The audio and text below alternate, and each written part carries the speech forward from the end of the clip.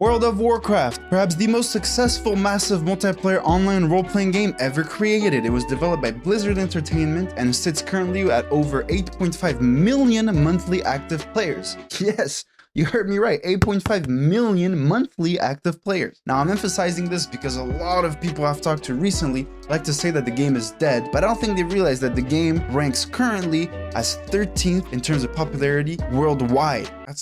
It's pretty impressive, man. Now, for years of my childhood, I logged in daily, almost religiously, until the third expansion, Wrath of the Lich King. It's definitely become a staple of my childhood, but as you'd expect, life happened, studies had to take a priority, and, I wasn't able to game as much. Until very recently.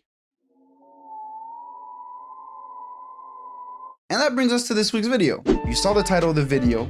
Today I'll be sharing my opinion of the game from the perspective of someone who hasn't experienced the evolution of World of Warcraft firsthand. I'll also give you my honest take on whether it's worth jumping into the game today as a new player. I hope you enjoy. Let's dive right in. Obviously, many things have changed since I last logged into World of Warcraft 10 years ago, but I think all of them can be summarized in one easy concept, which is the balance between ease of life and immersion. Back in the day, the game was truly divided in two sections, leveling your character up and the end game once you had reached the maximum level. Leveling back in the day was a true journey. You had to explore the entire world of Azeroth to keep on fighting stronger enemies, embarking on a journey that took you in a bunch of different landscapes. You'd run many times into enemies way too strong for you, which gave you an amazing feeling of satisfaction once your character was powerful enough to take them on. The game didn't give any indicators, and you could really go about it in any way that you'd like. Nowadays, leveling up a character to max level is a minor, kind of like a tedious chore. It doesn't really feel like it's a main component of the game anymore. You can pretty much get a character to max level in a week or two, depending on how much time you play the game. And to do so, you can either turn your brain off to do the main quest line, or turn your brain off to do a bunch of dungeons. It's really that straightforward. And if you choose to do the main quest line, well, this is the part that is very unfortunate. All the enemies will scale and level with you. That means that you'll always be strong, you'll always win the fights, you don't actually ever feel at risk, therefore trivializing the whole process of leveling, which back in the day was a huge component of the game. You just kind of walk around and you're never really in fear of bumping into an enemy that's way too strong for your level.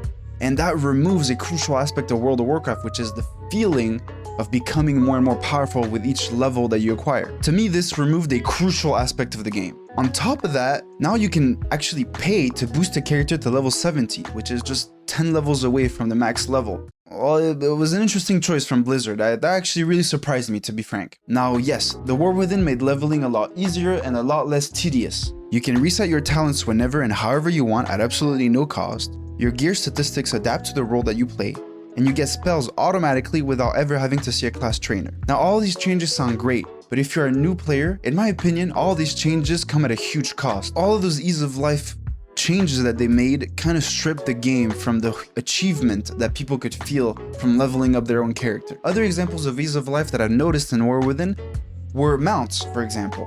Back in the day, getting your first flying mount was a real achievement.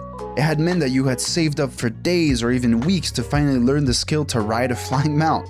But today, as soon as you reach level 10 after playing for an hour, you're given a flying mount that will be accessible on any character you have on your account, which instantly makes the entire world a lot smaller and again, trades immersion for ease of life. Now yes, I agree that being able to acquire a mount on a character that is shared upon all your characters in your BattleNet, it sounds like a great idea for all the old players since they don't want to redo all the work to get the same mount again on a new character. But at first it sounds great, but again, it trivializes the whole aspect and achievement of acquiring a mount. And in the long run, acquiring a mount now is kind of just like showing off a toy. It doesn't really mean much anymore. And the list goes on. For example, each time you make a new character, the default starting zone is Exile's Reach, no matter what race you create.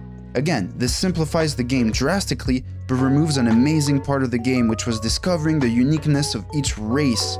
For example, dwarves were up in a cold winter mountain, humans were in a green forest, undead were in a plague-filled wasteland, and Taurens started in the green hills. I know that all the things I mentioned are small details, but when you add them up, it ends up stripping World of Warcraft from what made it the most successful MMORPG ever, which was the immersion. I don't want this video to be taken as me being a grumpy old man saying that the game was better before. Before it was simply different. Blizzard was obviously losing a lot of players, and they had to find a way to adapt and strategize. And the way to do that was to make the game a lot more open for new players, therefore holding their hands a lot more and helping them with a lot of convenient things, basically telling them that, hey, you can enjoy this game without spending your entire life on it.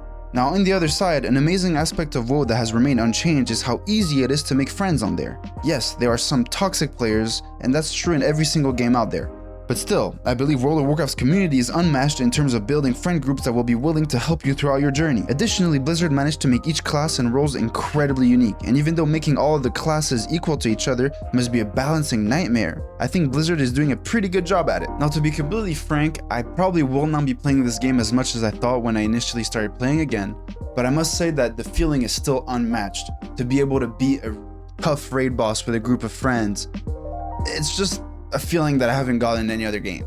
If you're a new player, I strongly recommend that you give the game at least one try. There is a free trial, so you really don't have to commit to anything. You can try out the game for free and see how it feels.